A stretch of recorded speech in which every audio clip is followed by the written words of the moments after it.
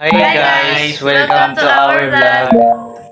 Bilang isang mag-aaral, maraming paraan para mabawasan ang epekto ng pagbabago ng klima at makatulong sa pagligtas ng ating kapaligiran.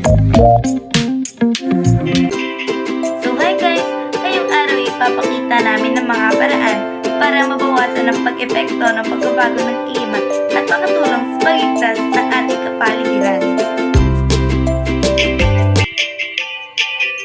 Bilang isang mag-aaral, kailangan natin magkonserba ng tubig. Ayusin ang mga tumutulong gripo. Huwag hayaang tumakbo ang gripo habang nagsisipilyo o nagkukuskos ng mga kamay. Paggamit ng sustainable products, piliin ng mga produkto na gawa mula sa recycled materials o sa mga sustainable na paraan ng paggawa. Tamang pagtatapon ng basura. Ilagay ang basura sa tamang lalagyan at huwag itapon sa mga hindi tamang lugar. Ang pagtatanim ay kailangan natin dahil ang halaman ay naglalabas ng oxygen na kailangan natin para huminga at nagbibigay ng sariwang hangin.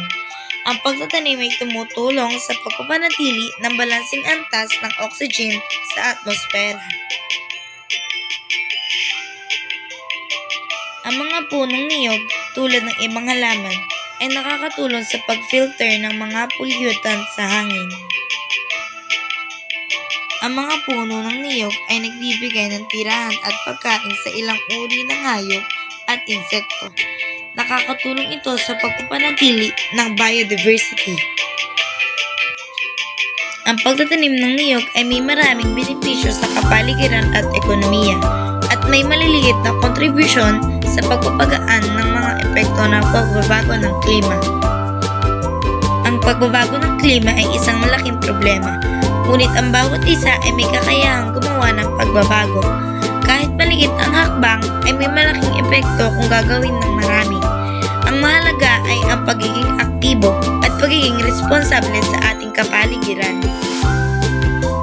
Kapag inalagaan natin ang ating kalikasan, magkakaroon tayo ng malinis na hangin at tubig. Ang malusog na kalikasan ay nagbibigay ng malinis na hangin at tubig na kailangan natin para mabuhay. Masaganang pagkain. Ang mga halaman at hayop na nakatira sa kalikasan ay nagbibigay ng pagkain sa atin. Magandang kalusugan. Ang pakipag-ugnay sa kalikasan ay nakatutulong sa ating piskal at mental na kalusugan. Ang huli o pinakamahalaga ay matatag na klima.